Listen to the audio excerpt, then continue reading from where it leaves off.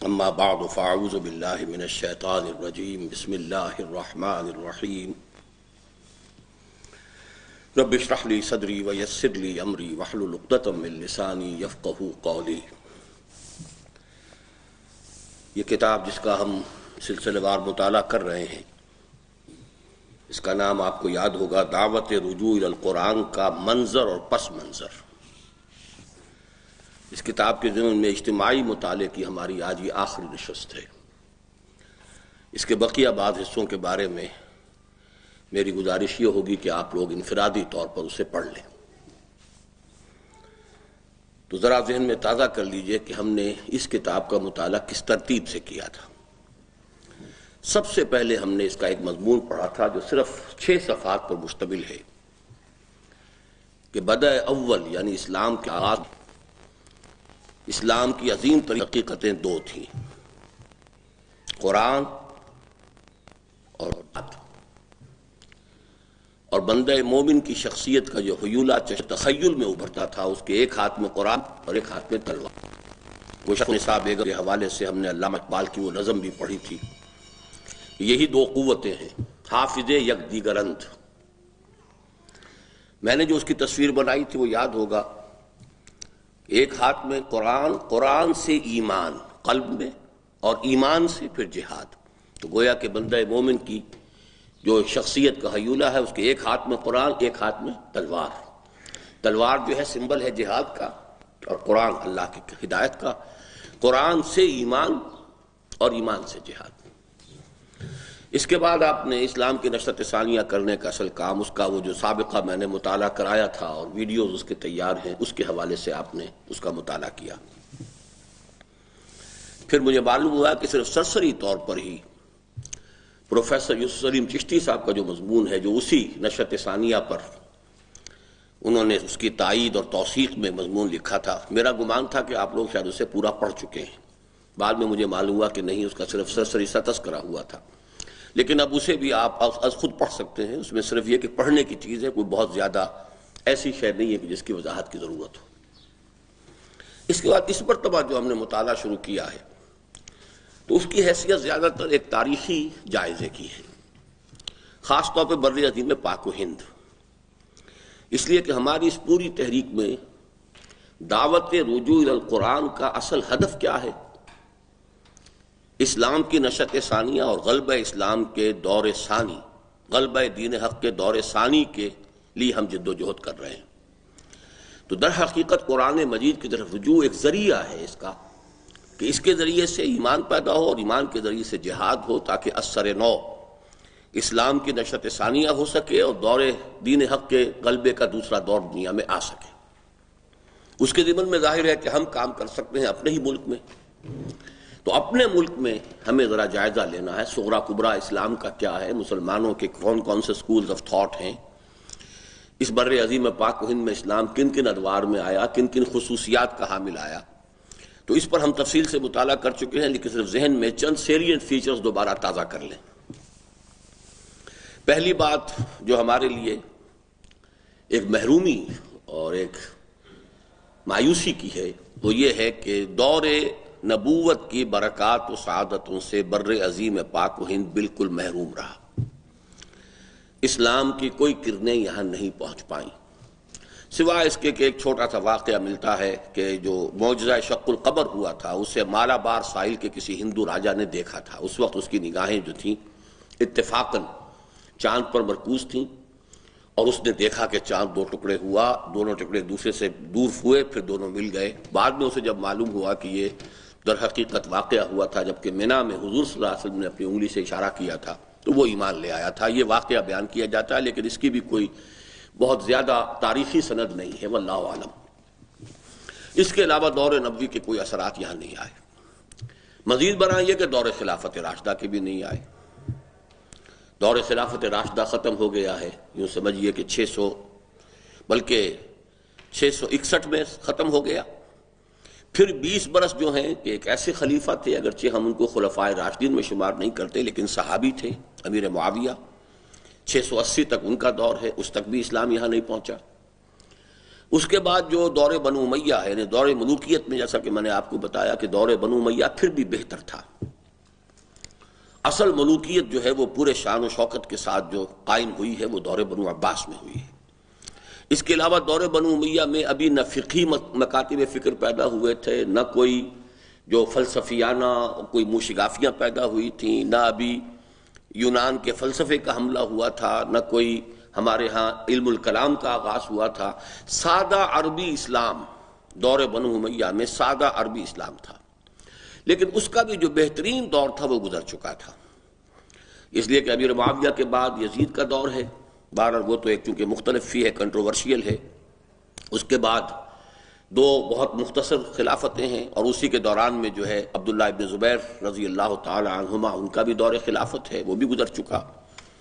پھر مروان کا دور آیا، وہ بھی کوئی اچھے ادوار میں اس کا شمار نہیں ہے، لیکن پھر جب عبد الملک بن مروان آیا ہے تو یہ بھی دور بنو امیہ کا سنہری دور ہے، اس لیے کہ جیسا کہ میں نے آپ کو بتایا تھا کہ اگر وہ خلیفہ نہ ہوتا تو محدثین اور فقہاء کی صفوں میں اس کی جگہ تھی۔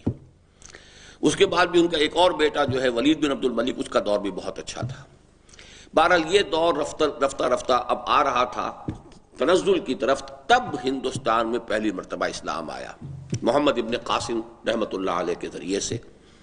یہ سن 712 عیسوی ہے۔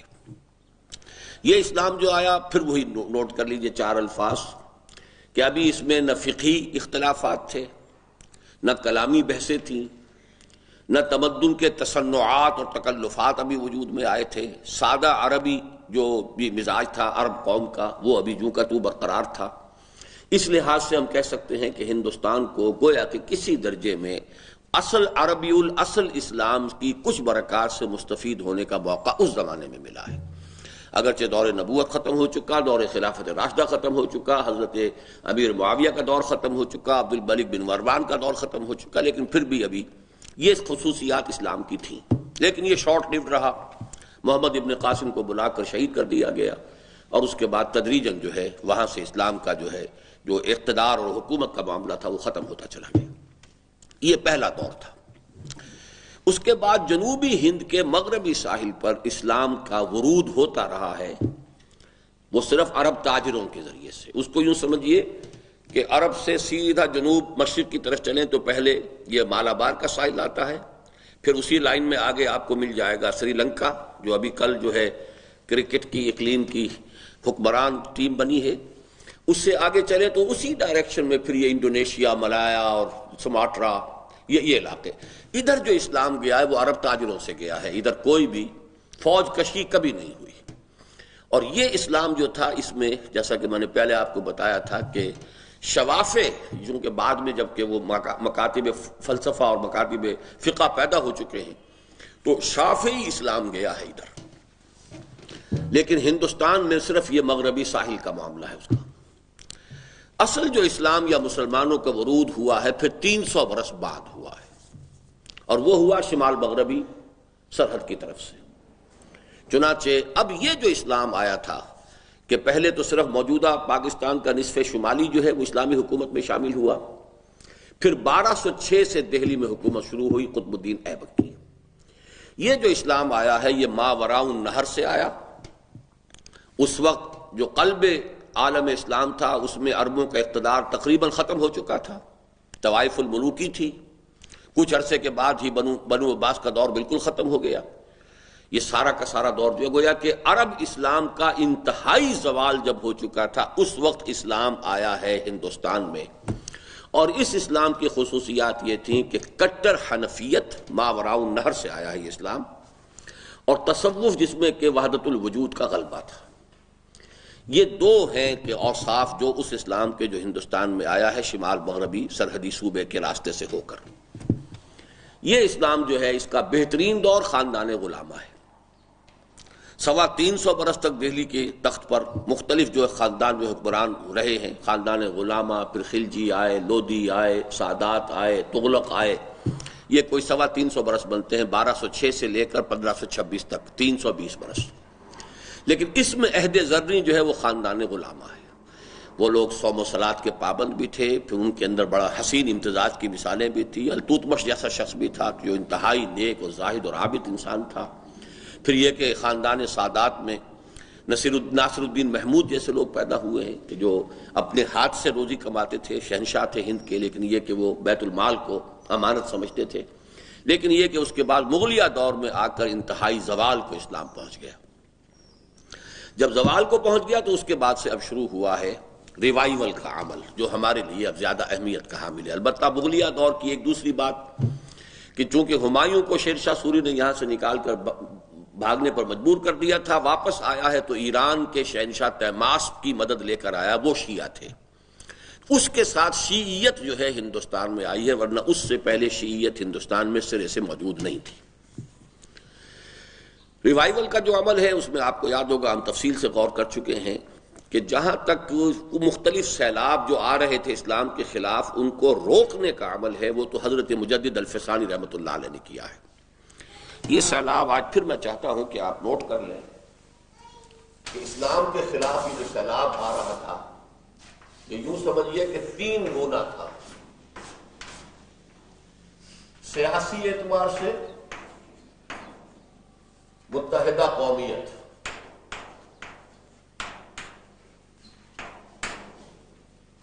تصوف میں ہماموست، مذہب کی سطح پر دین الہی.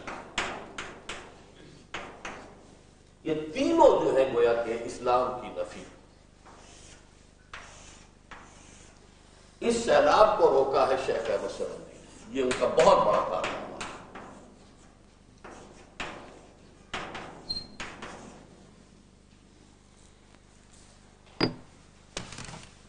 البتہ اس کے بعد جو ریوائیول کا عمل شروع ہوا ہے وہ اب گویا کہ یہ یوں کہیے دوبارہ ریوائیول ہے. یہ شاہ ولی اللہ نے،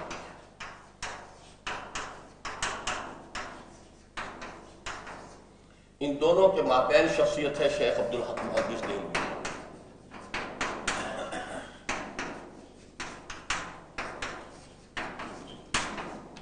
شاہ ولی اللہ نے کیا کیا کام کیے؟ ایک تو شیخ احمد سرہندی ہی کا جو کام تھا رد شیعیت،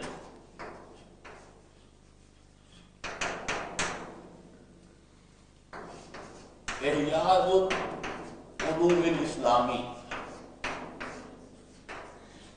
حدیث، علم کلام، تصوف، اور سب سے بڑا رجوع الی القرآن. یہ ہے اہم ترین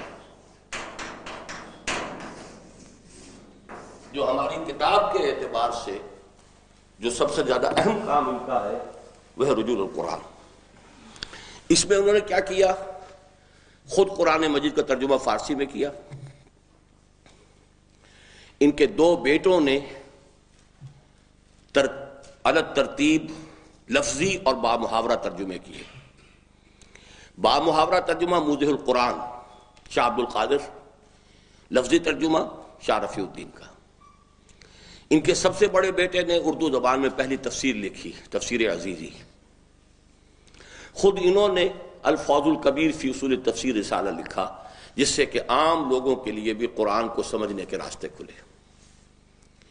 تو یہ عمل شروع ہو گیا ہے 18ویں صدی کے اواخر میں، 19ویں صدی کے شروع میں.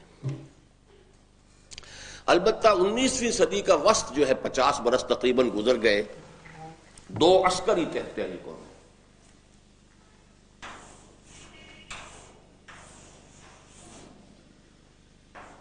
انیسویں صدی کا وسط تحریک شہیدین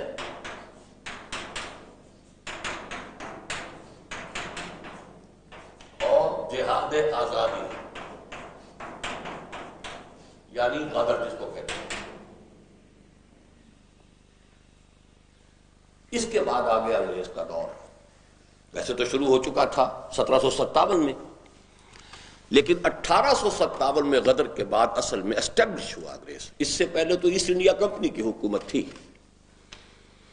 انگریزی حکومت جو ہے اسے براہ راست جو ہے ڈیل نہیں کر رہی تھی.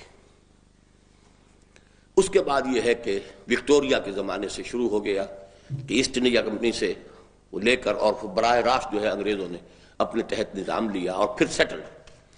اس کے جو نتیجے نکلے مذہبی اعتبار سے، اب اس کے بعد جو ہے ہماری بحث کئی حصوں میں تقسیم ہو جاتی ہے. انگریزوں کے آنے کے بعد سیاسی مسائل کیا پیدا ہوئے وہ ایک علیحدہ مضمون ہے، وہ ہم پڑھیں گے بعد میں.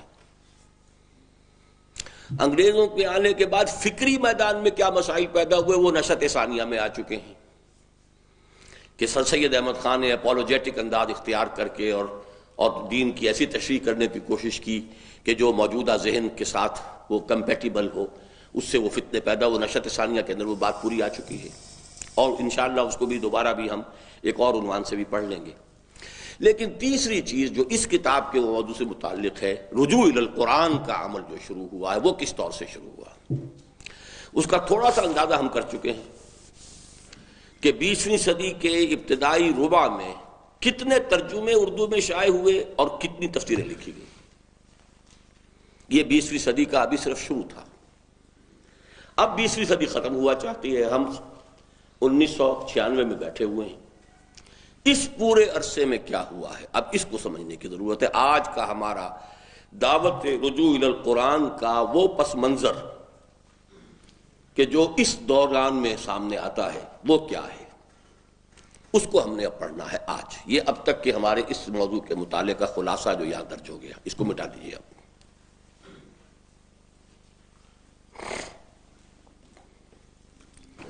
لیکن ایک بات نوٹ کر لیجئے جو ہم پڑھ چکے ہیں کہ کتنے ترجمے اور کتنی تفسیریں، انگریزی میں ترجمہ، اردو میں ترجمہ یہ جو ہوئے ہیں، اتنا کام دنیا میں کسی دوسرے ملک میں نہیں ہوا ہے قرآن پر جتنا کہ ہندوستان میں ہوا ہے. بات وہی ہے، شاہ ولی اللہ سے شروع ہوئی، درمیان میں تھوڑا سا گیپ ہے 50 برس کا، اس کے بعد پھر شروع ہو گیا. اس عرصے میں سب سے پہلے نوٹ کرنے کی ضرورت ہے پہلے 50 برس میں تفسیر قرآن کے 3 مکاتب فکر پیدا ہوئے.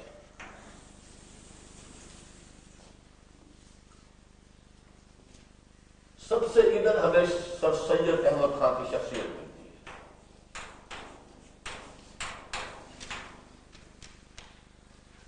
سر سید احمد خان نے چونکہ نیچری انداز میں تفسیر کی، نیچری یہ لفظ نیچری خبر ہے، ان کو اس وقت علماء نے نیچری قرار دیا. یعنی نیچرل سائنسز جو ہندوستان میں انگریز کے ساتھ آئیں، فزکس خاص طور پر، اس کے حوالے سے قرآن کی تفسیر، جس کے نتیجے میں انہوں نے کہا کہ فرشتہ کوئی چیز نہیں ہے. فورسز آف نیچر کو فرشتہ کہہ دیا گیا ہے، فرشتے کا کوئی ایگزسٹنس نہیں ہے، پرسونیفائڈ ایگزسٹنس. اس لیے کہ سائنس کیسے تسلیم کرے فرشتے کو؟ جنات بھی کوئی شے نہیں ہے، صرف مشتعل مزاج اکھڑ غصے میں آگ بگولا ہو جانے والے غیر مہذب انسانوں کو جن کہا گیا. معجزہ کوئی شے نہیں ہے، اس لیے کہ laws of nature are immutable. Water keeps its surface, impossible کہ عصائے موسیٰ پڑا ہو اور سمندر پھٹ گیا. یہ مولویوں کے ڈھکوسلے ہیں. اصل میں یہ مد و جزر تھا. جب ذرا جزر پر تھا سمندر تو کچھ رستہ خشک سا بن گیا تھا، ساحل کے ساتھ ساتھ وہاں سے ہو کر حضرت موسیٰ اور ان کے ساتھی نکل گئے. جب فرعون اور اس کی فوج آئی تو وہ مد پر آ گیا اور ڈوب گیا. یعنی فزیکل ایکسپلینیشن آف میریکلز. باقی جو اس پر قیاس کر لیجیے. باقی انہوں نے کہا کہ اب ہمیں ہر اعتبار سے مغربی بن جانا ہے، عقیدہ اسلامی رکھنا ہے، تہذیب تمدن مغربی اختیار کرنی ہے، ورنہ ہم ختم ہو جائیں گے. یہ تو ہم پڑھیں گے سیاسی اور قومی جو ان کے نقطۂ نظر تھے اس سے جو کنفرنٹیشن ہوئی ہے. لیکن اس میں یہ ہوا کہ جب تفسیر میں انہوں نے یہ بات شروع کی تو اب علماء جاگے کہ یہ تو بہت بڑا فتنہ. صرف پولیٹیکل اگر رول ہوتا ہے جیسے قائد اعظم کا تھا، قائد اعظم مفتی نہیں بنے، قائد اعظم مفسر نہیں بنے، قائد اعظم نے کہیں کوئی کلامی مسائل نہیں چھیڑے، اس لیے وہ بہت سیف ہے. لیکن سر سید احمد کا ایک رول ہے قومی، سیاسی قومی، اس کو الگ رکھیے. اس کے اعتبار سے میری رائے یہ ہے کہ وہ انتہائی مخلص انسان، انتہائی مخلص. With all the emphasis at my command, I am declaring it today. انتہائی مخلص قوم کے ساتھ اور اسلام کے ساتھ، مسلمانوں کے ساتھ. لیکن متکلم اور مفسر کی حیثیت سے جو رول اختیار کیا وہ نہایت تباہ کن تھا. خالص ایک نیچری ایک گویا کہ اس جدید مغربی سائنس کے ساتھ اس کو کمپیٹیبل بنانے کے لیے انہوں نے دین کے بنیادی عقائد میں تحریف کی۔ اب اس کا ریئیکشن ہوا۔ میرا تھیسس یہ ہے کہ علماء بالکل اس کے باوجود بھی شاید ابھی قرآن کی طرف متوجہ نہ ہوتے، وہ تو اپنی فقہ اور حدیث میں لگے رہتے۔ جب سٹیمولس آ جاتا ہے تو کوئی نہ کوئی ریئیکشن کرنا پڑتا ہے۔ تو در حقیقت انیشیٹ کیا ہے اس پروسیس کو پچھلی صدی کے اواخر میں سر سید احمد خان نے، جب انہوں نے تفسیر بیان کرنی شروع کی تو اب علماء کو ہوش آیا۔ اب ان میں سے سب سے پہلے حلقہ دیوبند سے شیخ الہند مولانا تھانوی، اسی طریقے سے آپ بلکہ ان کو بے خیال ہے کہ دینا پڑے گا۔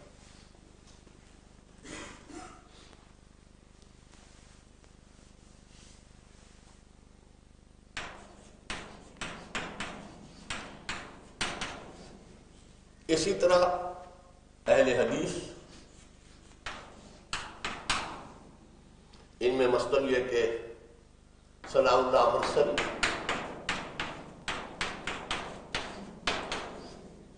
بریلوی، ان میں احمد رضا خان، پھر مفتی نعیم مراد آبادی، ان سب حضرات نے پھر تفسیریں لکھنی شروع کی، ترجمے کرنے شروع کیے۔ یہ گویا کہ آرتھوڈکس اسلام کا ریئیکشن تھا اس کے خلاف، ایک طرح کے حفاظت کے طور پر۔ ان میں ان کے جو تھوڑے بہت اعتقادی اختلافات ہیں وہ اپنی جگہ پر ہیں، بحیثیت مجموعی انہوں نے دین کی جو اعتقادی بنیادیں ہیں ان کو اس نیچری حملے سے بچایا۔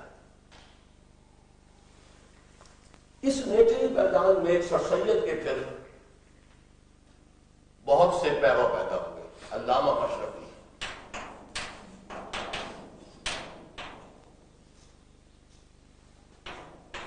اسلم جراج پوری، عبداللہ چکراوی،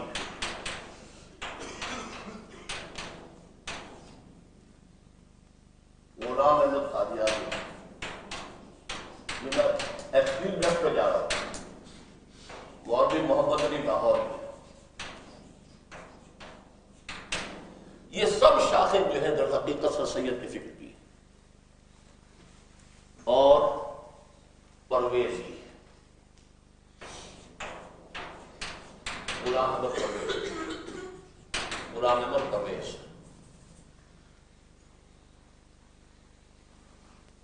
ان سب کا تھاٹ تقریباً ایک ہے کہ معجزوں وغیرہ کی فزیکل سائنسز کے حوالے سے توجیہ کی جائے، اور غلبہ دین کو غلبے کو اصل دلیل مانا جائے کہ جو غالب ہے وہی صحیح ہے۔ جب مغرب غالب آ گیا تو مغرب ہی صحیح ہے۔ پھر یہ علامہ مشرقی نے اس فکر کو اتنا اونچا پھیلایا ہے، اور مولوی کا مذہب نمبر 1، مولوی کا مذہب نمبر 2، مولویوں کے مذہب کی وہ تنقید کی ہے، اتنی تنقید کی ہے، اتنی ان کی تضحیق کی ہے، اتنا مذاق اڑایا۔ یہ تو پھر چلتا گیا نا کہ یہ تو دو ایکسٹریم میں نے بیان کیے، ایکسٹریم لیفٹ، ایکسٹریم رائٹ۔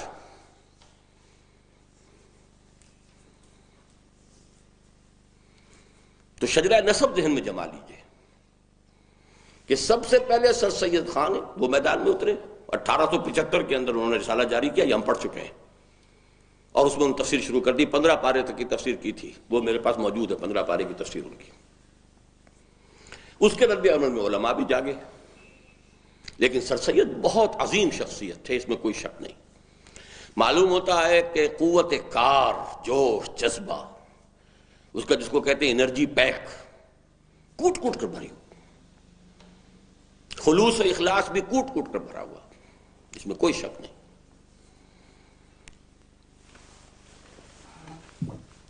اب ان کے بیچ بیچ میں 3 آئے،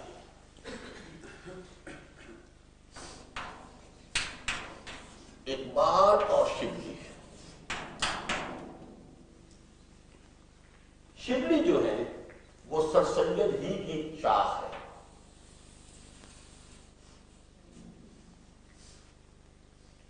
شبلی جو ہے پروفیسر شبلی کی حیثیت سے علی گڑھ یونیورسٹی میں رہے، لیکن جب علی گڑھ یونیورسٹی کے اوپر کچھ زیادہ ہی لادینیت کا رنگ انہوں نے دیکھا کہ صرف اسلامیات کا مضمون پڑھانے سے کوئی بات نہیں بن رہی،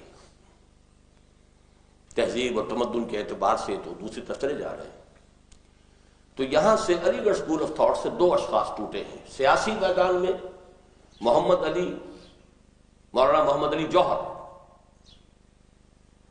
وہ پھر اینٹی تھیسس بنے، لیکن وہ سیاسی میدان کی بات ہے، اس وقت ذہن سے نکال دیجئے، اور علمی میدان میں علامہ شبلی۔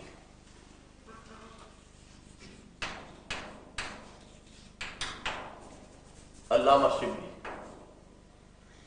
اور علامہ اقبال دونوں علامہ ہیں۔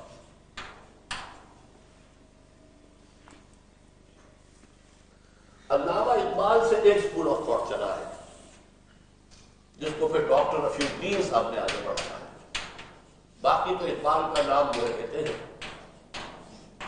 لیکن اس لائن میں کوئی کام اضافی انہوں نے کیا۔ شبلی کے دو شاگرد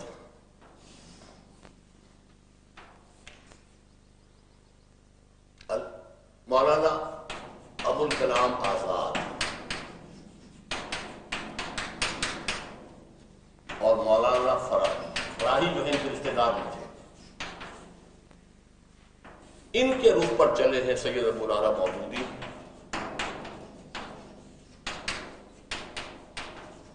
اور یہ ہے مولانا امین حسن اصلاحی۔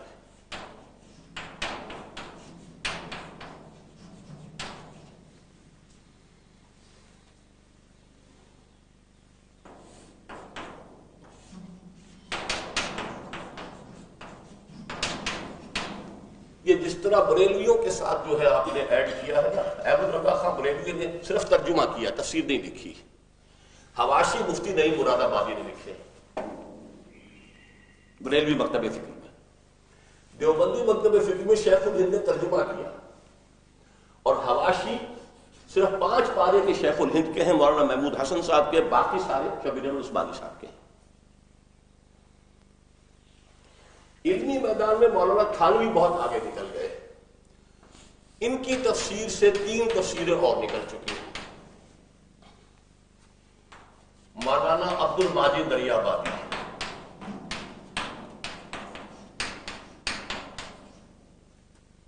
مولانا مفتی محمد شفیع، مولانا ادریس کاندھلوی،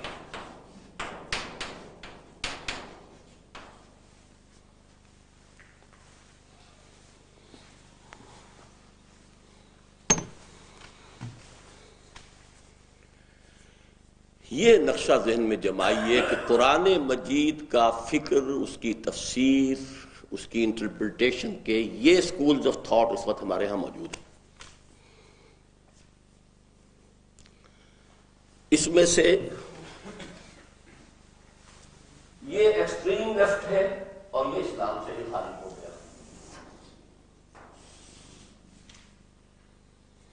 یہ بہرحال اسلم جناج پوری، عبداللہ چکڑالوی، غلام احمد پرویز، علامہ مشرقی گمراہ تو ہیں، لیکن بہرحال دائرہ اسلام سے ان کو خارج نہیں قرار دیا گیا۔ آرتھوڈاکس روایت پسند علماء میں عدد کے حساب سے تو سب سے بڑا حلقہ یہ ہے، اس لیے کہ عوام الناس جو زیادہ تر انہی کے عقائد کے حامل ہیں۔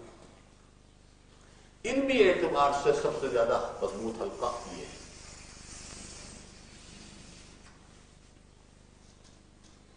باقی اہل حدیث نے بھی ثناء اللہ امرتسری کے بعد بھی ایک تفسیر ہے احسن التفاسیر شائع کی ہے، جو ذرا آسان انداز میں ہے۔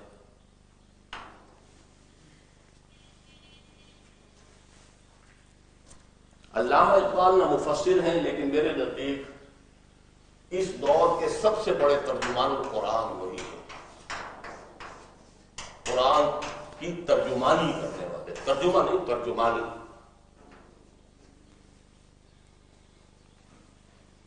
اور ان سے جو اپنے آپ کو منسوب کرتے ہیں ان میں صرف ڈاکٹر رفیع الدین ہیں، جن کی ایک کتاب بہت اہم ہے، قرآن اور علم جدید۔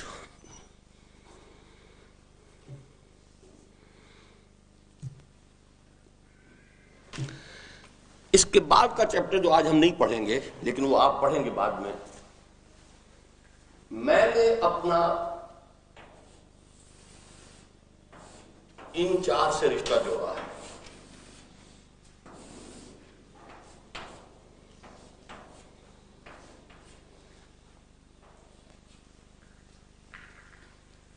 میں نے ان چار گوشوں سے اکتساب فیض کیا. آرتھوڈکس علماء میں شیخ الہند اور مولانا شبیر عثمانی، ان کو میں اپنے شیخین کہتا ہوں. شیخ الاسلام شبیر احمد عثمانی، شیخ الہند مولانا محمود حسن. تحریکی فکر میری مولانا ابوالکلام آزاد اور سید ابوالعلا مودودی سے ہے، اور ان کو میں ابوین کہتا ہوں. اپنے ابوالعلا ابوالکلام، یہ دو میرے علم قرآن میں ابوین کے درجے میں. شیخین وہ ہیں. مولانا فراہی اور مولانا امین حسن اصلاحی یہ میرے ہی این ہیں. اب کوئی اور لفظ اس کا بنتا نہیں ہے. فراہی اور اصلاحی ہی این. اور اقبال اور ڈاکٹر رفیع الدین یہ دکترین ہیں. جدید فکر، جدید فلسفہ، اس کی تنقیح، اس کا پوسٹ مارٹم، اس میں کیا صحیح ہے کیا غلط ہے، وہ ان دونوں نے کیا ہے. وہ ان میں سے کوئی بھی نہیں کر سکتا. ان چار چیزوں میں دو چیزیں میری مزید شامل ہوئیں. منطقی ذہن، یہ اللہ کا عطا کردہ ہے، اور سائنسی تعلیم. ان چھ چیزوں کا مجموعہ ہے میرا فکر قرآن یا میری قرآن مجید کے بارے میں جو سوچ ہے. لیکن یہ ہے اگلا چیپٹر اس کتاب کا. اس کا گویا کہ آج بھی باچا میں نے آپ کو بتا دیا، لیکن وہ آپ اپنے طور پر اس کا مطالعہ ضرور کر لیجئے گا. کہاں گئے ڈاکٹر عامر؟ چلے گئے؟ اچھا ٹھیک. اب آئیے پڑھ لیں ہم اس کو. ہم اس سے قبل ایک موقع پر قدر تفصیل کے ساتھ بیان کر چکے ہیں کہ بر صغیر پاک و ہند میں ملت اسلامی کی نشأت ثانیہ کے عمل کے دوران دو متضاد نقطۂ نظر اور طرزۂ فکر پروان چڑھتے گئے. ایک وہ جس کا منبع اور سرچشمہ علی گڑھ بنا، اور دوسرے وہ جس کے مرکز و محور کی حیثیت دیوبند کو حاصل ہوئی. وہ سر سید احمد خان علی گڑھ اور یہ دیوبند. یہ حوالہ دیا جا رہا ہے اسلام کی نشأت ثانیہ کا جو آپ پڑھ چکے ہیں اچھی طرح. ابتدا میں راسخ العقیدہ علماء کی گرفت مسلم معاشرے پر اتنی مضبوط تھی کہ علی گڑھی طرز فکر کو اپنے لیے راستہ بنانے میں شدید مخالفت و مزاحمت کا سامنا کرنا پڑا. لیکن بعد میں حالات کے تقاضوں کے تحت اس کے اثرات وسیع سے وسیع تر ہوتے چلے گئے. کیوں چلے گئے؟ انگریزی پڑھیں گے تو ملازمت ملے گی، کیونکہ جو مقام فارسی کا تھا مسلم انڈیا میں وہ اب انگریزی کا ہو گیا برٹش انڈیا میں. تو انگریزی پڑھیں گے تو وہ تو ظاہر بات ہے کہ ہائی اسکول جو ہے اسلامیہ اسکول ہو یا گورنمنٹ اسکول ہو وہاں پڑھیں گے. پھر کالج میں جائیں گے، اسلامیہ کالج ہو، گورنمنٹ کالج ہو، علی گڑھ ہو، کہیں اور ہو، تو اس کو تو پھیلنا ہی پھیلنا تھا. اور علماء کا حلقہ اثر سکڑتا چلا گیا. ظاہر بات ہے دنیا تو اب ان کے پاس نہیں رہی، تو خود بخود ان کا حسن تو سکڑنا ہی تھا. تاہم اب بھی ہمارے جسد ملی کے بحر محیط میں یہ دونوں روئیں بالکل مرج البحرین یلتقیان بینہما برزخ لا یبغیان کسی شان کے ساتھ بہہ رہی ہیں. اب بھی نظر آتا ہے ایک طرف وہ جدید تعلیم یافتہ لوگ ہیں، ان کی سوچ ہے، ان میں زیادہ تر سر سید کا فکر ہے، حدیث سے بہت کم اعتنا ہے، سنت کا استخفاف ہے، کوئی پرواہ نہیں ہے. داڑھی نہیں رکھیں گے، کیا ضرورت داڑھی رکھنے کی؟ داڑھی کو فرض تھوڑا ہی ہے. اپنی مغربی تہذیب ہے، مغربی لباس ہے، مغربی پہناوا، نماز روزہ کر لیا، اللہ خیر صلاح، یہی اسلام ہے. اس سے زیادہ اسلام کس کو کہتے ہیں؟ تو وہ تو چونکہ ایک رو کیا بڑی رو وہ ہے، لیکن چھوٹی رو یہ ہے. دارالعلوم ہے، اس میں سے مولوی نکلتا ہے تو وہ کہیں مسجد کا امام بنتا ہے، خطیب بنتا ہے، آخر نماز پڑھنے تو وہیں جائے گا، چاہے علی گڑھی ہو چاہے کوئی ہو. نماز وہاں جا کے پڑھے گا، جمعہ وہاں پڑھے گا، ان کی تقریریں سنے گا. اور بہت زیادہ اس کو اگر احتجاج ہوگا تو عین اس وقت جائے گا جب عربی خطبہ شروع ہوگا. اس سے پہلے جو ہے وہ سمجھتا ہے کہ بیکار باتیں ہوتی ہیں، کوئی فائدہ نہیں جانے کا. لیکن عوام الناس کا جو مذہبی ایک ربط اور تعلق ہے وہ تو انہی کے حوالے سے ہے. تو یہ دو روئیں، these are the two main currents of our society. ان مین کرنٹس کا جو اوریجن ہے اس کو اچھی طریقے سے رجوع القرآن کے حوالے سے ٹاپ پر جو میں نے رکھا ہے اس کو سمجھ لیجیے. اور اگرچہ قومی اور سیاسی میدان میں علی گڑھی مکتب فکر کو فیصلہ کن فتح حاصل ہوئی، تاہم مذہبی میدان میں اب بھی غلبہ و اقتدار راسخ العقیدہ علماء ہی کو حاصل ہے. اس تفرقہ و اختلاف کے جو اثرات ہماری قومی اور سیاسی جد و جہد پر مترتب ہوئے وہ ہماری اس وقت کی گفتگو کے موضوع سے خارج ہیں. یہ میں نے عرض کیا ہے کہ اس کے بعد انشاءاللہ جلدی ہم وہ پڑھیں گے. اس وقت صرف یہ عرض کرنا ہے کہ قرآن حکیم کی جانب توجہ التفات کا جو رجحان پیدا ہوا اس میں بھی یہ دونوں رنگ بالکل علیحدہ علیحدہ نظر آتے ہیں. چنانچہ متذکرہ بالا تراجم و تفاسیر کو بنیادی طور پر دو گروپوں میں تقسیم کیا جا سکتا ہے. ایک متجددانہ رنگ کی حامل تفاسیر. دیکھیے ایک لفظ ہے تجدید اور ایک ہے تجدد، اس میں کیا فرق ہے؟ باب تفعیل سے اور تجدد کیا فرق ہے ان میں؟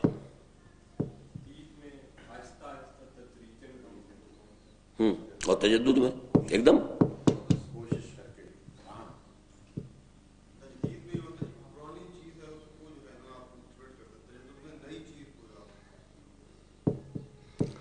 عربی کے حوالے سے بات نہیں بتا رہے آپ جی.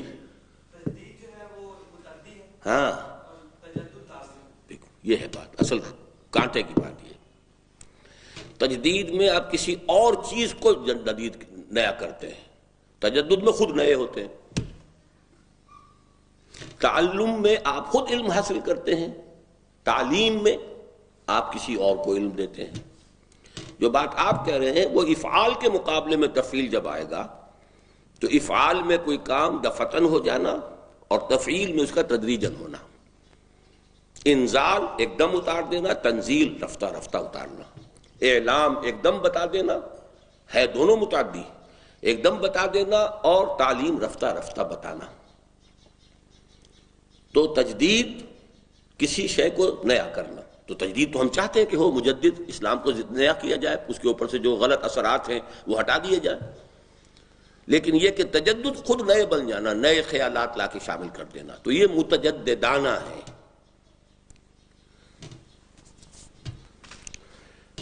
ایک متجددانہ رنگ کی حامل تفاسیر جن کے ضمن میں سر سید احمد خاں مرحوم کے تفسیر کو اصل الاصول کی حیثیت حاصل ہے، اور دوسری روایتی انداز کی راسخ العقیدہ تفاسیر جن میں حضرت شیخ الہند کا ترجمہ اور مولانا تھانوی کی تفسیر بنیادی اور اساسی اہمیت کی حامل ہے.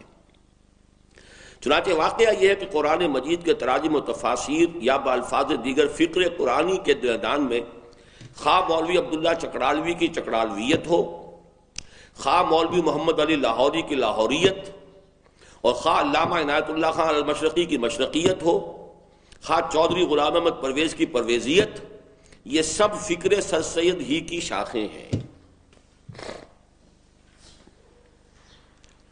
کوئی زیادہ گہرا ہے، کوئی سطحی ہے،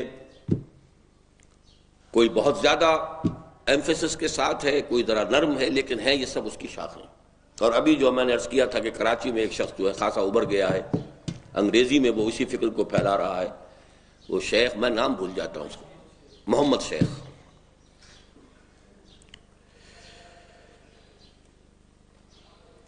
اور دوسری طرف مولانا تھانوی کے بیان القرآن پر مبنی 3 مزید تفسیریں منصع شہود پر آ چکی ہیں. ایک مولانا عبدالماجد دریابادی کی تفسیر جن میں تقابل ادیان اور خصوصاً بائبل ہسٹری کے ضمن میں بہت مفید مباحث ہیں. دوسری مولانا محمد ادریس کاندھلوی کی تفسیر جس میں کلامی مسائل پر زیادہ توجہ کی گئی ہے. اور تیسری مولانا مفتی محمد شفیع کی تفسیر جس میں فقہی مسائل سے زیادہ اعتنا کیا گیا ہے. یہ مولانا تھانوی کے یہ 3 میں نے آپ کو بتا دیا شاگرد. جہاں تک مقدم الذکر مکاتب فکر کا تعلق ہے، یعنی سر سید احمد خاں اور ان کے جو شاخیں ہیں، ہمیں ان سے قطعاً کوئی دلچسپی نہیں ہے، اور ہم انہیں ضلالت اور گمراہی ہی کے مختلف رنگ یعنی شیڈز سمجھتے ہیں. بھئی ہمارے اس جائزے میں ان کا ذکر 2 وجوہ سے کیا گیا ہے، یعنی ذکر بھی نہیں کرنا چاہیے تھا جب گمراہ ہے تو، لیکن 2 وجوہات ہیں جس کی وجہ سے ذکر کیا گیا. ایک یہ کہ ان کی مساعی سے بھی امت کے بعض عناصر میں قرآن مجید سے ایک دلچسپی پیدا ہوئی، اور اگرچہ ان کے زیر اثر یہ دلچسپی غلط رخ پر پڑ گئی ہے، تاہم اس امکان کو نظر انداز نہیں کیا جا سکتا کہ اگر قرآن حکیم کے حقیقی اور اصلی علوم و معارف پیش کیے جائیں تو ان مکاتب فکر سے منسلک لوگوں کو بآسانی راغب کیا جا سکتا ہے۔ یعنی کم سے کم جمود تو توڑ دیا، قرآن کی طرف متوجہ تو ہو گئے، پڑھنے تو لگے، سمجھنے تو لگے، یہ تو نہیں کہ کتاب مقدس بنا کے رکھا ہوا ہے۔ اب یہ ہے کہ آپ اگر کام کرتے ہیں، ان کے غلط فکر کی تردید کرتے ہیں، صحیح فکر کو ان کی جگہ پر دل نشین انداز میں بیان کر سکتے ہیں۔ چنانچہ اس لاہور میں بہت سی مثالیں ایسی ہیں کہ جو پرویزیت کے حلقے سے متعلق تھے لیکن وہ ہمارے ساتھ منسلک ہوئے، وہاں سے تائب ہو گئے۔ ایسا ہوا ہے، اس لیے کہ واقعتاً نہایت ہی مؤثر انداز میں وہ شخص تقریر کرتا تھا، بڑا ڈرامائی انداز تھا اس کا، بڑا مرصع اور مسجع انداز ہوتا تھا، اس میں کوئی شک نہیں۔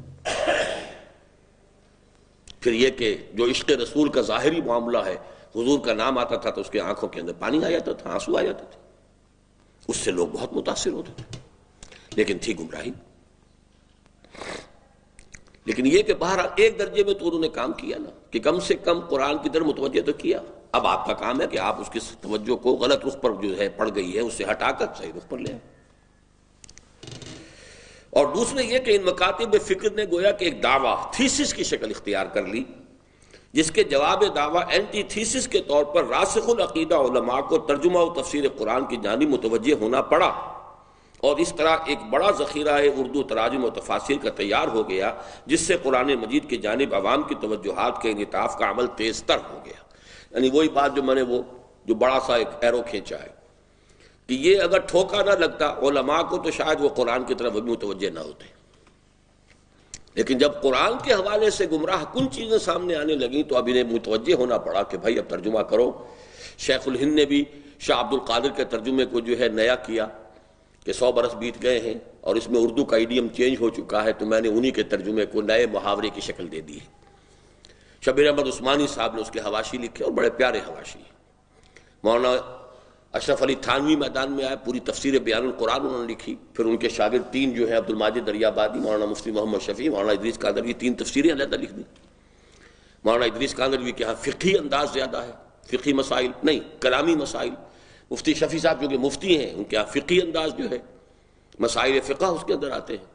اور اسی طریقے سے مولانا عبد الماجد دریابادی نے چونکہ بائبل کا بڑا مطالعہ کیا تھا، ہندو مذہب کا بہت مطالعہ کیا تھا، تو جو کمپیریٹیو ریلیجن ہے ہندوازم اور کرسچینٹی سے، اس کا بہت عمدہ ریفرنسز آپ کو ان کے ہاں مل جائیں گے۔ تو یہ کام ہوا ہے، لیکن شاید یہ کام نہ ہوتا اگر سر سید نے وہ کام نہ کیا ہوتا، انہیں ایک طرح سے گویا کہ اب بیدار کر دیا کہ یہ تو معاملہ جو ہے قرآن سے بہت فتنے اٹھائے جا رہے ہیں، تو اب ہمیں قرآن کے صحیح فکر کو لوگوں کے سامنے جوابی طور پر پیش کرنا ضروری ہے۔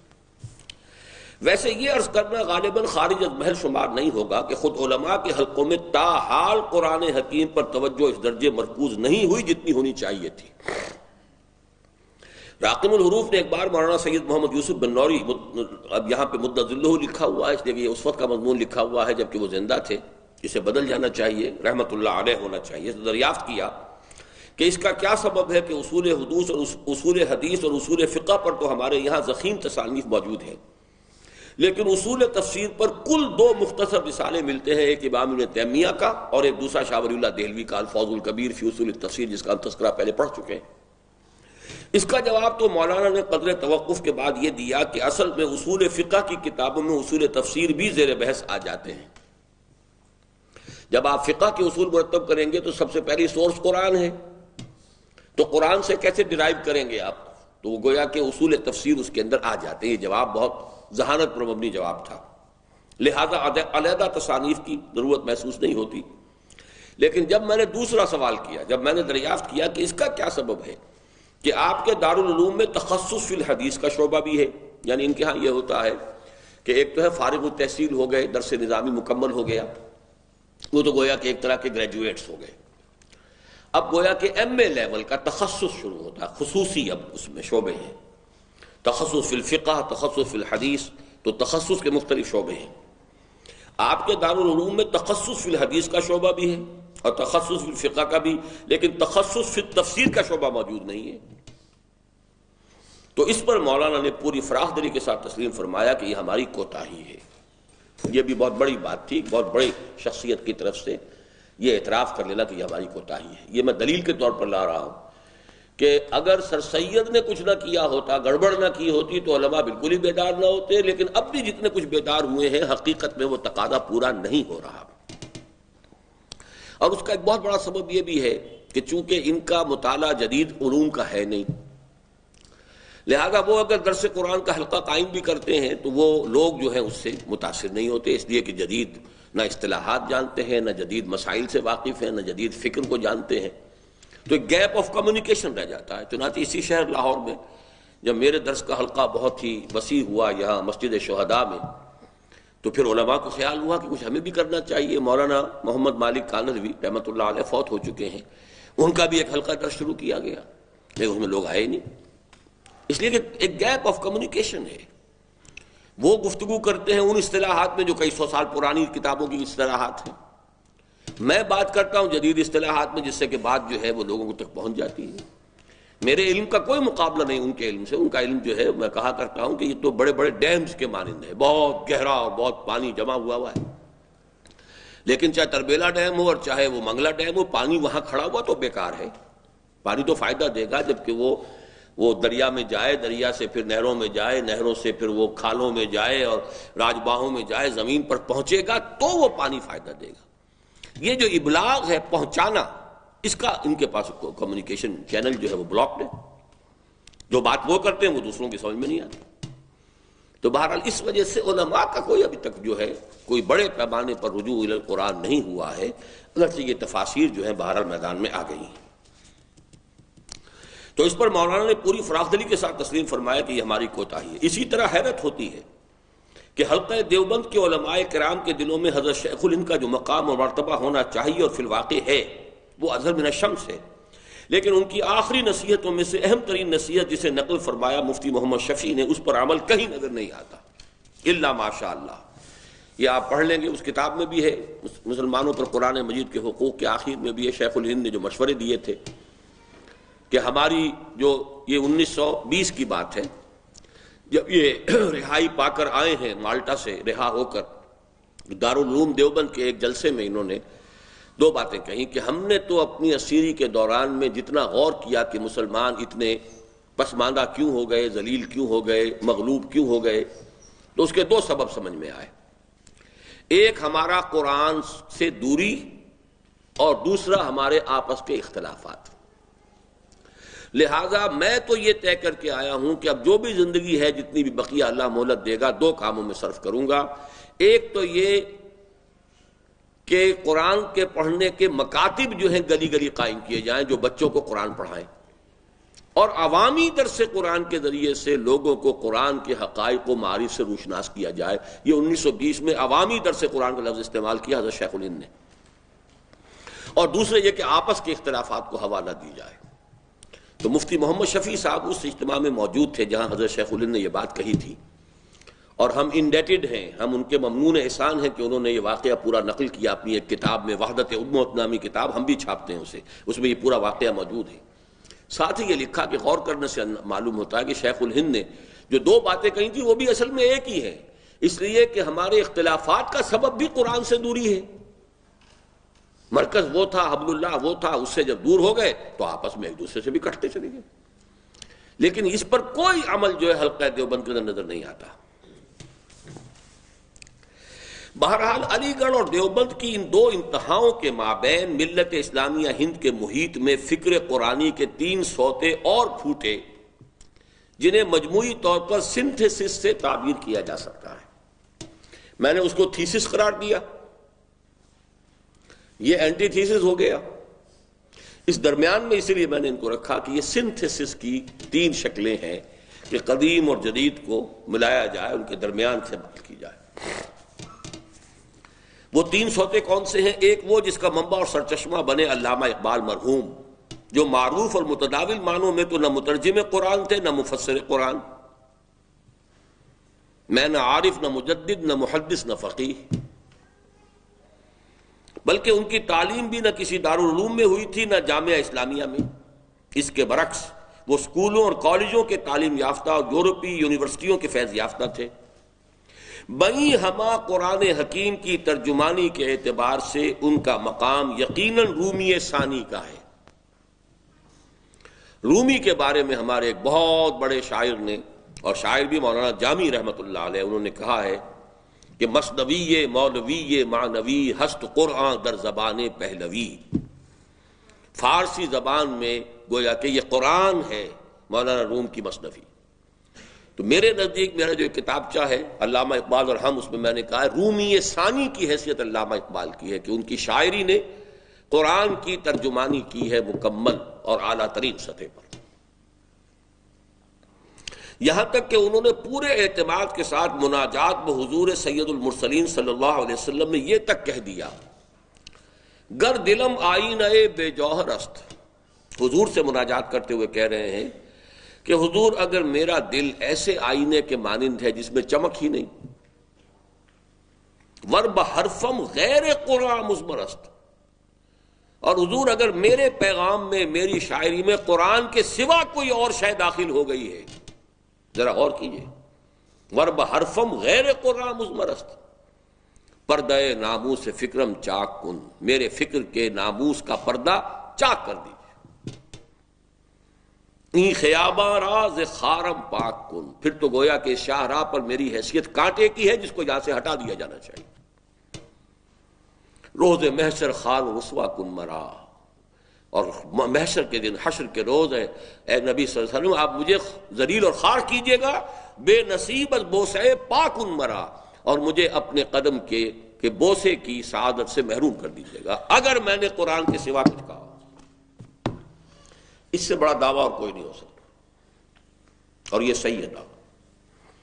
اقبال کی ابتدائی شاعری کو چھوڑ دیجئے، وہ اس کا ایک فارمیٹو سٹیج ہے، وہ ہم پڑھ چکے ہیں علامہ اقبال کے بارے میں مفصل۔ اس کے بعد تو میرے نزدیک میں انہیں ترجمان القرآن قرار دیتا ہوں، اور میرے نزدیک جدید فکر کی سطح پر تو ایک ہی شخص ہے، باقی جس نے ان سے خوشہ چینی کی ہے، مولانا مودودی نے ان سے خوشہ چینی کی ہے، میرے فکر کے مطابق مولانا ابوالکلام آزاد نے ان سے خوشہ چینی کی ہے، خیر میں تو یوں سمجھیے کہ ان کا جو حضرت شیخ مجدد الفسانی نے الفاظ کہے ابن عربی کے بارے میں کہ من ذل بردار خان ایشانم، میں تو ان کے دسترخوان کے جھوٹے ٹکڑے کھانے والوں میں سے ہوں، میری حیثیت تو وہ ہے، لیکن ترجمان القرآن اس دور کا اصل میں اقبال ہے۔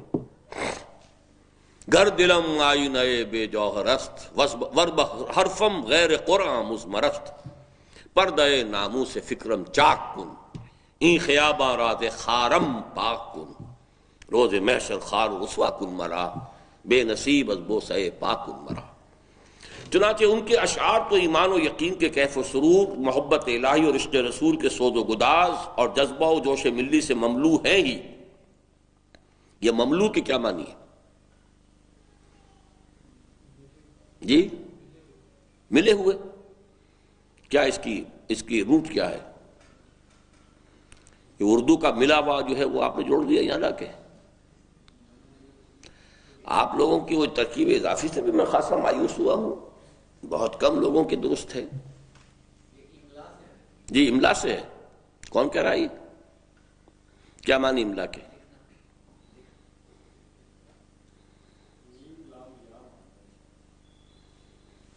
جی اب یہ آپ ٹھیک کہہ رہے ہیں، لما یدمو، لا حول ولا، ملأ یملأ، بھرا ہوا ہونا، ملأ، اور ملا سرداروں کو کیوں کہا جاتا ہے؟ قال الملأ من قومہ، کسی محفل میں سردار موجود ہو تو معلوم ہوتا ہے محفل بھری ہوئی ہے، اس کا ایک روب ہوتا ہے، اس کی ایک حیثیت ہوتی ہے، اس لیے ملا سرداروں کو کہا جاتا ہے۔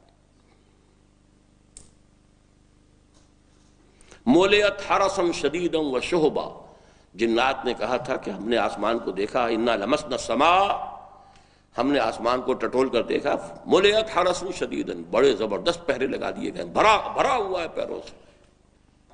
تو ملأ یملأ، اس سے مملو، مفعول، مملوء،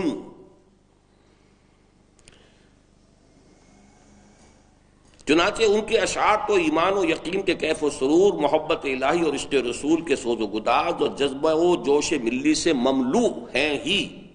ان کے خطبات بھی در حقیقت وقت کی اعلیٰ ترین فکری سطح پر مطالعہ قرآن حکیم ہی کی ایک کوشش کا مظہر ہے، جس کے ذریعے علامہ مرحوم نے جدید ریاضیات و طبیعیات اور فلسفہ و نفسیات کا رشتہ قرآن حکیم کی اساسی تعلیمات کے ساتھ جوڑنے کی کوشش کی ہے، اور ظاہر ہے کہ اس کے بغیر دور حاضر میں دین و مذہب کی گاڑی کا آگے چلنا محال مطلق ہے۔ اگرچہ میں نے عرض کیا ہے اسلام کی نشأت ثانیہ میں کہ اس کتاب کے بعض جو ہیں مباحث ان سے مجھے اختلاف ہے، لیکن یہ کہ اس ڈائریکشن میں پہلی کوشش یہی تھی کہ جدید فزکس، جدید سائیکالوجی، جدید میتھمیٹکس، ان کے جو ٹاپ موسٹ خیالات ہیں ان کو قرآن مجید کے ساتھ جوڑا جائے، اور جوڑا جائے اس طریقے پر نہیں جیسے کہ سر سید احمد خان نے جوڑا ہے، بلکہ واقعتاً قرآن پر اعتماد رکھ کر، قرآن کو اصل مان کر اس کے ساتھ جو ہے ان چیزوں کو اس کے تابع رکھ کر جوڑنے کی کوشش، اگرچہ اس میں غلطیاں ہوئی ہیں۔ علامہ مرحوم کی اس فکری کاوش کے ضمن میں ان کے معروف ہم نشینوں نے تو کوئی مزید کام نہیں کیا، البتہ ڈاکٹر رفیع الدین مرحوم نے اس سلسلے میں خاصی وقی خدمات سر انجام دیں، چنانچہ انہوں نے ایک طرف قرآن اور علم جدید نامی تالیف کے ذریعے بعض جدید اور اہم نظریوں اور فلسفوں جیسے ڈاروین کا نظریہ ارتقاء، فرائڈ کا نظریہ جنس، مارکس کا نظریہ جدلی مادیت وغیرہ کا جائزہ قرآن حکیم کی روشنی میں لیا اور ان کے صحیح اور غلط اجزاء کی نشاندہی کی کوشش کی۔ ان نئے نظریات میں سے کوئی بھی ایبسولوٹلی رانگ نہیں ہے، ہر نظریے کے اندر کوئی پہلو صحیح ہے، لیکن کوئی شے باطل کی بھی شامل ہو گئی۔ اصل کام یہ ہے کہ اب آپ اس کے صحیح اور غلط اجزاء کا تجزیہ کر سکیں، علیحدہ کر سکیں، یہ کام ہے جو کرنے کا۔ دوسری طرف آئیڈیالوجی آف دی فیوچر نامی تصنیف کے ذریعے علامہ مرحوم کے فلسفہ خودی کو ایک مرتب اور منظم نظام فکر کی حیثیت سے واضح کیا اور ثابت کیا کہ نوع انسانی کا مستقبل اسی نظریے کے ساتھ وابستہ ہے۔ بر صغیر میں قرآنی فکر کا دوسرا دھارا مولانا ابوالکلام آزاد مرحوم کی شخصیت سے پھوٹا، جس پر فکر سے زیادہ دعوت کا رنگ غالب تھا۔ مولانا مرحوم مفسر قرآن کی حیثیت سے تو بہت بعد میں متعارف ہوئے، اس لیے کہ ترجمان القرآن کی جلد اول 1930 کے لگ بھگ شائع ہوئی، تاہم ان کی قرآن حکیم کی ترجمانی اور قیام حکومت الہیہ کے لیے دعوت جہاد کا ڈنکا بر صغیر کے طول و عرض میں 1912 تا 1916 الہلال اور البلاغ کے ذریعے بچ چکا تھا، اور اس ضمن میں وہ حضرت شیخ الہند رحمۃ اللہ علیہ ایسی عظیم شخصیت تک سے خراج تحسین وصول کر چکے تھے۔ افسوس ہے کہ 1920 اور 1921 میں جب بعض علماء کی مخالفت کے باعث مولانا مرحوم امام الہند کے منصب پر فائز ہوتے ہوتے رہ گئے، تو ایک شدید رد عمل ان کی طبیعت میں پیدا ہوا، اور وہ یہ سور پھونک کے تم سو گئے کہاں آخر کے مصداق اس راہ ہی کو تج کر انڈین نیشنل کانگریس کی بھول بھلائیوں میں گم ہو کر رہ گئے، اور اس طرح کم از کم عارضی طور پر بر صغیر میں قرآنی فکر کے اس دھارے کے سوتے خشک ہو گئے۔ مزید افسوسناک امر یہ کہ گاندھی جی کی شخصیت کے زیر اثر مولانا مرحوم وحدت ادیان کے بھی پرچارک بن گئے، اور اس طرح گویا برہمو سماج کی تقویت کا ذریعہ بن گئے۔ یہ ہم پڑھ چکے ہیں چیزیں، اس لیے اب میں تفصیل میں نہیں جا رہا۔ تاہم الہلال اور البراق کی دعوت اتنی بودی اور بے جان نہ تھی کہ اس طرح ختم ہو جاتی، چنانچہ اس نے فوراً ایک دوسری فعال شخصیت کی صورت میں ظہور کر لیا، جس نے اولاً مولانا آزاد مرحوم کے نعرہ جہاد کو ایک مبسوط تصنیف کا موضوع بنایا اور الجہاد فی الاسلام ایسی مارکت الآراء کتاب بالکل نوعمری ہی میں لکھ ڈالی، اور پھر 1932 سے مولانا آزاد کی تفسیر ترجمان القرآن کے ہم نام ماہنامے کے ذریعے اس کو قرآن حکیم کی ترجمانی اور خاص طور پر اس کی انقلابی دعوت کے تسلسل کو باقی رکھا۔ یہ ہے مولانا ابوالعلا مودودی، جنہوں نے ایک طرف قیام حکومت الہیہ کے نصب العین کے پیش نظر 1941 میں جماعت اسلامی قائم کی، اور دوسری طرف تفہیم القرآن کے ذریعے قرآن مجید کی تعلیمات اور خصوصاً اس کی انقلابی دعوت کا تعارف بر صغیر کے طول و عرض میں بالخصوص جدید تعلیم یافتہ نسل کے ایک بہت بڑے حلقے میں کرا دیا۔ اور اگرچہ اس پر جتنا افسوس کیا جائے کم ہے کہ اپنے پیش رو ہی کی طرح جو ایک وقتی سی رکاوٹ سے بد دل ہو کر کانٹا ہی بدل گیا تھا، یعنی ابوالکلام آزاد علماء کی مخالفت سے بد دل ہو کر انہوں نے کانٹا ہی بدل دیا، لائن ہی بدل دی۔ وہ جو قائم کی تھی دارالارشاد جو ہے وہ بھی ختم ہوا، اور جو حزب اللہ بنائی تھی وہ بھی ختم ہوئی۔ یہ ہم آگے چل کر پڑھیں گے انشاءاللہ۔ مولانا مودودی بھی قیام پاکستان کے وقت کچھ فوری سی توقعات اور وقتی سے امکانات سے دھوکہ کھا کر پاکستانی سیاست کے گرداب میں کود پڑے اور پورے 30 برس ہونے کو آئے کہ وہ پوری جماعت سمیت اسی سیرائے تیہ میں سرگرداں ہیں، اور اللہ ہی بہتر جانتا ہے کہ 40 سال پورے کر کے بھی انہیں یا ان کی جماعت کو اس سیرہ نوردی سے نجات ملے گی یا نہیں۔ یہ کب کی لکھی ہوئی کتاب ہے، نوٹ کر لیجئے، یہ سن 67 میں میں نے مضامین لکھے ہیں، تو اس حوالے سے سن 67 نہیں، سن 76، 30 برس ہو چکے تھے اس وقت الیکشن میں حصہ لیتے میرے۔ بہرحال وہ جماعت اسلامی تو ابھی تک اسی چکر کے اندر ہے، اور اس پر بھی جتنا افسوس کیا جائے کم ہے کہ عمر کے آخری مرحلے میں خلافت اور ملوکیت نامی تالیف کے ذریعے مولانا مودودی رفض اور تشیع کی تقویت کا سبب بن گئے۔ یعنی ابوالکلام آزاد اس دین کے راستے کو، قرآن کے راستے کو چھوڑ کر متحدہ قومیت، انڈین نیشنلزم کے دائرے میں چلے گئے۔ نمبر 2، وہ اس وحدت ادیان کے پرچارک بن گئے جو برہمو سماج کا تصور تھا اور دین الہی کا تصور تھا۔ مولانا مودودی پاکستانی نیشنلسٹ سیاست کی گرداب میں پھنس گئے، اور خلافت و ملوکیت نامی کتاب کے ذریعے سے شیعیت کو اور رفض کو انہوں نے تقویت پہنچائی۔ بہت سملیرٹی ہے، تاہم ان کی خدمات بالکل رائگاں جانے والی نہیں ہے۔ انہوں نے بلا مبالغہ لاکھوں انسانوں کے دلوں میں اسلام کے غلبے کی آرزو پیدا کی ہے، اور ہزاروں کو اس جد و جہد میں عملاً مبتلا کیا ہے، اور اگرچہ غلط فیصلے اور اس پر بیجا اصرار نے ان کی 40 سالہ مساعی کو غلط رخ پر ڈال دیا ہے، تاہم قرآن کی انقلابی دعوت کا جو سور انہوں نے پھونکا ہے وہ یقیناً بہت سے دلوں کو گرماتا رہے گا۔ اور کیا عجب کہ ابوالکلام آزاد مرحوم ثم ابوالعلا مودودی کی یہ دعوت جہاد پھر کسی گوشے سے نئی آب و تاب اور تازہ جوش و خروش کے ساتھ ابھرے۔ وما ذلک علی اللہ بعزیز، اور یہی کام ہے جو ہم اس وقت کر رہے ہیں۔ میں نے آپ کو بتایا یہ مولانا ابوالکلام آزاد، سید ابوالعلا مودودی، ان کی جماعت تھی حزب اللہ، ان کی جماعت اسلامی، ہماری تنظیم اسلامی۔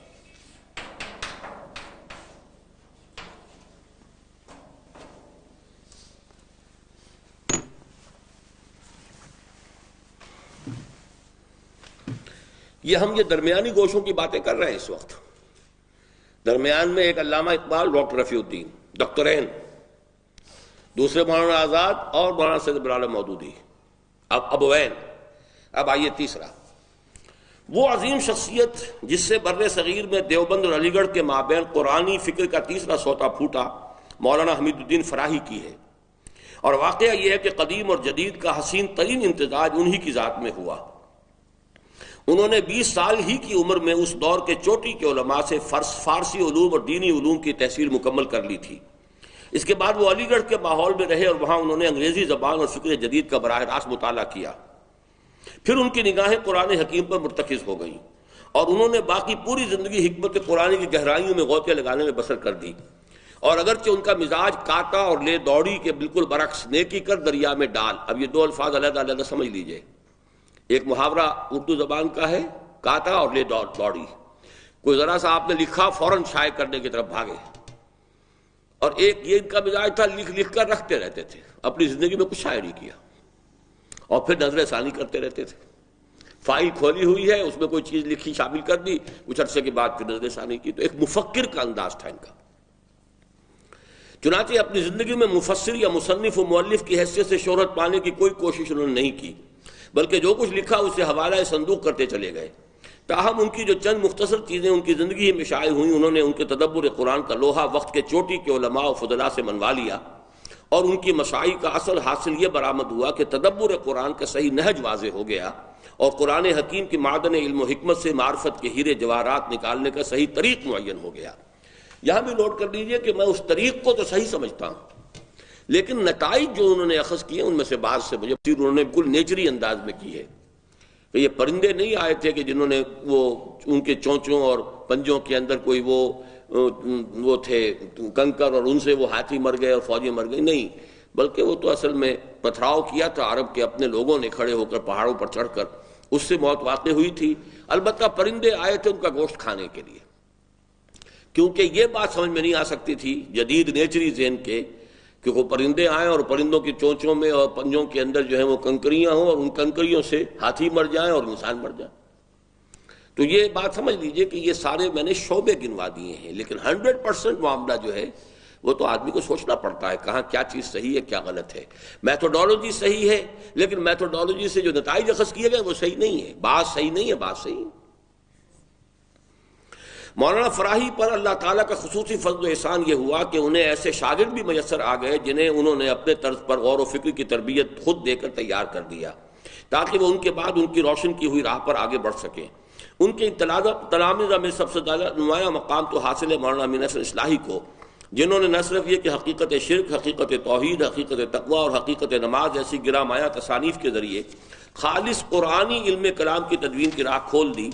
مولانا کی یہ چاروں تصانیف اب یکجا حقیقت دین کے نام سے مطبوعہ موجود ہیں، بلکہ خواہ عمر کے آخری حصے میں سے اپنے استاذ کے اصول پر باقاعدہ تفسیر تدبر قرآن بھی تحریر کر دی، جو اب الحمدللہ تکمیل کو پہنچنے ہی والی ہے، یہ بھی تکمیل کو پہنچ چکی، بہت عرصہ ہوا۔ اور دوسرے نمبر پر ہیں مولانا صدر الدین اصلاحی جو بھارت ہی میں مقیم ہیں۔ بے لگام اور مادر پدر آزاد متجددین، اب یہ فقرہ جو ہے آخری سمجھ لیجئے، بے لگام اور مادر پدر آزاد متجددین، وہ تو ایکسٹریم لیفٹ، اور روایت پرست اور قدامت پسند علماء، یہ ادھر ہیں، کہ بین بین فکر قرآنی کے یہ تین دھارے جو بر صغیر پاک و ہند کے محیط علمی میں بہہ رہے ہیں، بظاہر ایک دوسرے سے بہت مختلف ہونے کے باوجود ایک دوسرے کے لیے جذب و انجذاب کا شدید میلان رکھتے ہیں۔ جذب و انجذاب کے کیا معنی؟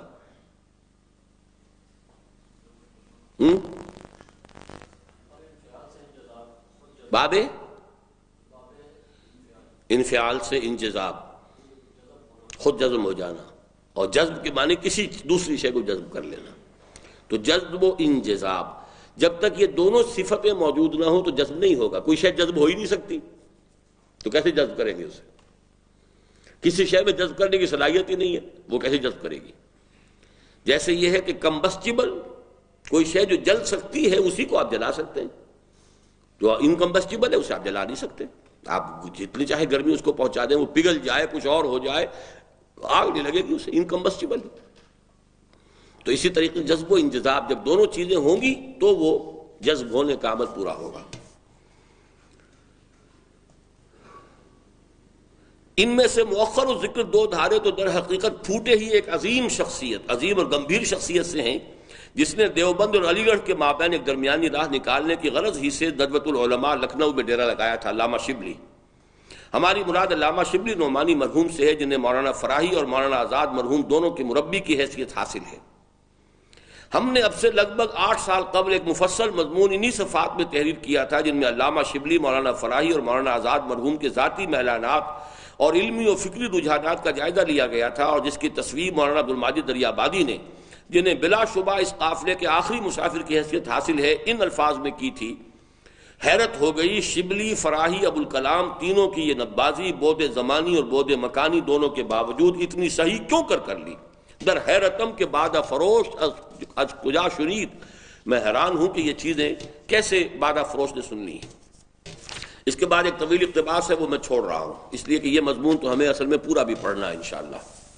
اب آگے اگلے 124 صفحے پر آخری الفاظ پڑھ لیجئے۔ قصہ مختصر، یہ کنکلوژن ہے۔ علامہ شبلی نعمانی، امام حمید الدین فراہی اور مولانا ابوالکلام آزاد کے مابین قرب و یگانگت کا یہی رشتہ تھا، جس کا نتیجہ یہ نکلا کہ جب مولانا ابوالکلام آزاد مرحوم کے معنوی خلیفہ مولانا سید ابوالعلا مودودی نے قیام حکومت الہیہ کے نصب العین کے پیش نظر جماعت اسلامی کی تاسیس کی، تو ان کی دعوت پر نہ صرف یہ کہ مولانا فراہی کے تمام نمایاں شاگرد بشمول مولانا امین احسن اصلاحی، مولانا اختر حسن اصلاحی اور مولانا صدر الدین اصلاحی لبیک کہتے ہوئے حاضر ہو گئے، بلکہ مولانا شبلی کے تلمیذ رشید مولانا سید سلیمان ندوی کے 2 ارشد تلامذہ، یعنی مولانا ابوالحسن علی ندوی اور مولانا مسعود عالم ندوی مرحوم بھی من نیز حاضر می شوم کے مصداق بن گئے۔ یہ جو چونکہ ان کے درمیان اتنا کلوز کانٹیکٹ تھا، اب اس کلوز کانٹیکٹ کو یوں سمجھیے کہ یہ چونکہ ان دو انتہاؤں کے بین بین ہے، یہ متجددانہ اور یہ قدامت پرست، ان کے درمیان یہ تین۔ علامہ اقبال ہیں جنہوں نے مولانا مودودی کو پنجاب بلایا، حیدرآباد دکن میں تھے، ان کی دعوت پر پنجاب آئے، اور مولانا اصلاحی صاحب ہے جو مولانا مودودی کے پاس پہنچ گئے۔ نہ صرف امین حسن اصلاحی بلکہ جیسا کہ میں نے گنوا دیا ہے ان کے اور بھی بڑے تلامذہ، اختر حسن اصلاحی، جلیل حسن اصلاحی، صدر الدین اصلاحی، یہ سب کے سب جو ہیں ان کے ساتھ آ گئے۔ یہ ایفینٹی تھی نا، یہ چونکہ ان دو انتہاؤں کے بین تین جو دھارے ہیں، ان کے مابین اتنی مماثلت تھی، اتنا قرب تھا، اگرچہ اپنی اپنی جگہ پر ہر ایک کا اپنا فکر ہے، لیکن تبھی تو یہ لوگ آ کر جڑ گئے ہیں۔ اور واقعہ یہ ہے کہ اس قران السعدین، قران کسے کہتے ہیں؟ مل جانا، جڑ جانا، دو سعد چیزوں کا، دو اچھی چیزوں کا جڑ جانا، یعنی یہ کہ مولانا مودودی اور مولانا اصلاحی، اس قران السعدین سے بہت سی برکتیں ظہور میں آئیں، جن کا نمایاں ترین مظہر مولانا امین حسن اصلاحی کی شاہکار تالیف دعوت دین اور اس کا طریقہ کار ہے، جس میں ایک جانب مولانا فراہی کے قرآنی غور و فکر کا تعمق موجود ہے، تو دوسری جانب مولانا آزاد مرحوم کا داعیانہ جوش و خروش بھی موجود ہے، اور اسی کے ذیل میں آتی ہے مولانا صدر الدین اصلاحی کی بعض تصانیف جیسے فریضہ اقامت دین، حقیقت نفاق اور اساس دین کی تعمیر وغیرہ۔ رہا فکر قرآنی کا اول ذکر دھارا، جس میں علامہ اقبال مرحوم کو تنہا ایک انجمن کی حیثیت حاصل ہے، تو اس کا بقیہ دونوں دھاروں سے ربط و تعلق اس واقعے سے بھی واضح ہو جاتا ہے کہ مولانا مودودی کو حیدرآباد کی بنجر اور سنگلاخ زمین سے ہجرت کر کے پنجاب ایسے زرخیز اور سرسبز و شاداب خطے میں اقامت گزین ہونے کی دعوت علامہ اقبال مرحوم ہی نے دی تھی، اور اس سے بھی آگے یہ کہ معروف علماء کے حلقے میں علامہ مرحوم کے سب سے بڑے بلکہ غالباً صحیح تر الفاظ میں واحد شیدائی مولانا ابو الحسن علی ندوی ہی ہیں، اور مولانا حسن علی ندوی بھی مولانا مودودی کے ساتھ آ گئے تھے۔ مزید برآں پنجاب میں مولانا مودودی کو جو مقبولیت حاصل ہوئی اور ان کی دعوت اور جماعت دونوں کو جو فروغ نصیب ہوا، بعض دوسرے اسباب و عوامل کے ساتھ ساتھ اس کا اہم ترین سبب یہی ہے کہ یہاں علامہ اقبال مرحوم اپنے اشعار کے ذریعے گویا قلوب کی دنیا میں ہل چلا چکے تھے، اور اب زمین منتظر تھی کہ کوئی آئے اور بیج ڈالے اور یہ اپنے خزانے اگل کر رکھ دے۔ خصوصاً پنجاب کا جدید تعلیم یافتہ نوجوان تو گویا اس دیگر دانائے راز کے لیے چشم براہ تھا، جس کا ذکر بشریر حسرت و یاس علامہ مرحوم نے مرتے دم کیا تھا۔ میں اپنے آپ کو بھی انہی نوجوانوں میں سے سمجھتا ہوں کہ جس کے ذہن پر اولین چھاپ علامہ اقبال کی شاعری کی تھی، لیکن اسی میں گویا کہ اسی کے نتیجے میں مولانا مودودی کی طرف جو ہے میرا رجحان ہوا۔ اب جو باب چہارم ہے اس کتاب کا، وہ آپ اپنے طور پر پڑھ لیجئے گا، میں اس کو نہیں پڑھانا، اس میں زیادہ میرا ذاتی مسئلہ ہے کہ میں نے کہاں کس سے، جیسا کہ میں نے نیچے بیان کر دیا ہے، مرکزی انجمن خدام القرآن لاہور کا مؤسس اور اس کے فکر کے عناصر اربعہ، یہ میں نے وضاحت کی ہے، تو اس میں زیادہ یعنی ایکسپلین کرنے کی ضرورت نہیں ہے۔ ویسے بھی چونکہ میری ذات کا معاملہ ہے تو اس کا میں زیادہ بیان کروں یہ ٹھیک نہیں ہے، آپ اس کا مطالعہ کر لیجئے۔ تو اس سے اب جوڑ ملا لیجئے، شاہ ولی اللہ دہلوی تا انجمن خدام القرآن، شروع وہاں کام ہوا اور یہ کام اب اس طریقے سے برگوبار لا رہا ہے کہ جو انجمن خدام القرآن، قرآن اکیڈمیز، قرآن کالج، دورہ ترجمہ قرآن، منتخب نصاب مطالعہ قرآن حکیم کا، یہ ساری چیزیں جو ہیں یہ سب در حقیقت جیسے آم کی گٹھلی میں پورا آم کا درخت ہوتا ہے، وقت لگنے پر کہاں سے آیا وہ درخت، وہ تو آم کی گٹھلی میں تھا، تو شاہ ولی اللہ دہلوی رحمۃ اللہ علیہ کی وہ در حقیقت مسائی ہیں کہ جن سے یہ سارا جو اب ظہور ہو رہا ہے، اور یہ میں سمجھتا ہوں کہ اللہ تعالیٰ نے ہم پر بہت بڑا فضل کیا ہے کہ اس میدان میں ہم نے ایک بڑے پیمانے پر کام کیا ہے۔ اللہ تعالیٰ اس کو قبول فرمائے۔